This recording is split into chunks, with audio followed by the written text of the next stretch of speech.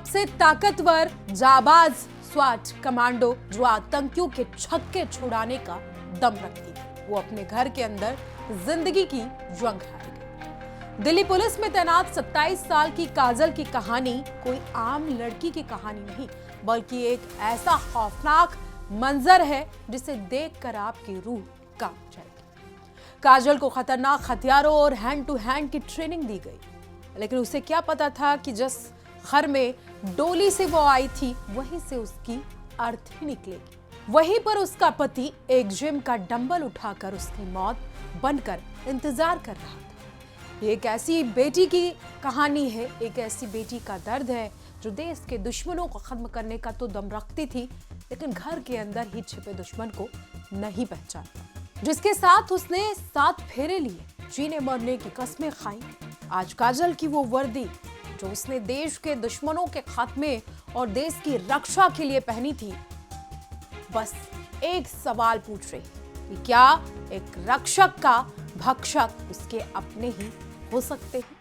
जो महिला शहर को सुरक्षित रखने की ट्रेनिंग ले चुकी थी, वही अपने ही घर में दहेज और हिंसा से अपनी जान नहीं बचा पाई। 22 जनवरी की रात दिल्ली के मोहन गार्डन इलाके में घर के भीतर जो हुआ, उसने एक बार फिर साबित कर दिया कि दहेज और घरेलू हिंसा आज भी जानलेवा है। इसी घर में काजल और उनके पति के बीच विवाद हुआ। विवाद इतना बढ़ गया कि गुस्से में आकर अंकुर ने काजल पर बेरहमी से हमला कर दिया। आरोप है कि उसने डंबल जैसी भारी वस्तु से काजल के सिर पर कई वार किए। लहूलुहान हालत में काजल को एक निजी अस्पताल में भर्ती कराया जाता है, जहां डॉक्टरों ने उन्हें ब्रेन डेड घोषित कर दिया। 5 दिन तक जिंदगी और मौत के बीच जूझने के बाद 27 जनवरी को आखिर वो दिन आया जब काजल ने दम तोड़ दिया। इस पूरी वारदात का सबसे भयावह पहलू यह है कि हमले के दौरान काजल की चीखें उनके भाई निखिल ने फोन पर सुनी। निखिल के मुताबिक वो बहन से बात कर रहे थे, तभी अचानक आवाजें बदल गई। कुछ ही मिनटों बाद अंकुर का कॉल आया, जिसमें उसने कहा, मेरे हाथों वो मर गए, आकर ले जाओ। ये एक शब्द आज भी परिवार के लिए कभी ना खत्म होने वाला सदमा है। निखिल तुरंत मौके पर पहुंचता है, लेकिन तब तक बहुत देर हो चुकी थी। वही मिली जानकारी के मुताबिक काजल की शादी 23 नवंबर 2023 को अंकुर के साथ हुई थी। परिवार का आरोप है कि शादी के पहले दिन से ही दहेज को लेकर ताने दबाव शुरू हो गया। सिर्फ पति ही नहीं, बल्कि सास, ससुर और अन्य परिजन भी दहेज की मांगों में शामिल थे। शुरुआत में सब कुछ सामान्य दिख रहा था, लेकिन कुछ महीनों में हालात बद से बदतर हो गए। काजल ने कभी खुलकर शिकायत नहीं की, लेकिन मां के मुताबिक वो सब कुछ चुपचाप सह रही थी। काजल कोई साधारण महिला नहीं थी। वो साल 2022 में दिल्ली पुलिस की स्वाट यूनिट में भर्ती हुई, एक ऐसी यूनिट जो सबसे खतरनाक हालात से निपटने के लिए जानी जाती।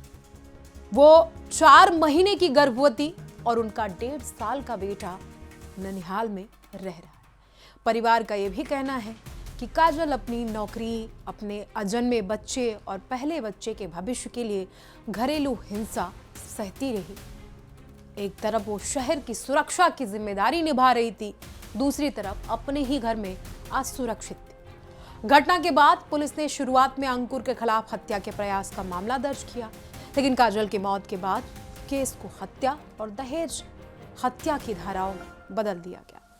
आरोपी अंकुर, जो रक्षा मंत्रालय में क्लर्क के पद पर कार्यरत था, उसको निलंबित कर दिया जाता है। फिलहाल वो तिहाड़ जेल में न्यायिक हिरासत में।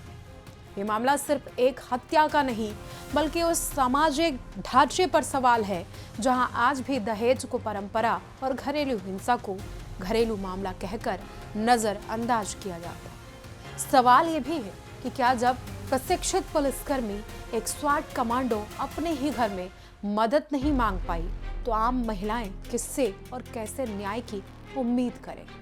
काजल की मौत ने कई कड़वे सच सामने लाकर रखे कि पढ़ाई, नौकरी, वर्दी भी कई बार महिलाओं को घर के भीतर सुरक्षित नहीं बना पाते। वहीं जब कानून हरकत में आता है, तब तक बहुत देर हो चुकी होती और दहेज की आग आज भी बेटियों की जिंदगियां लील रही है। या फिर यूं कहें कि दहेज की आग में बेटियां जलकर खाक हो रही हैं।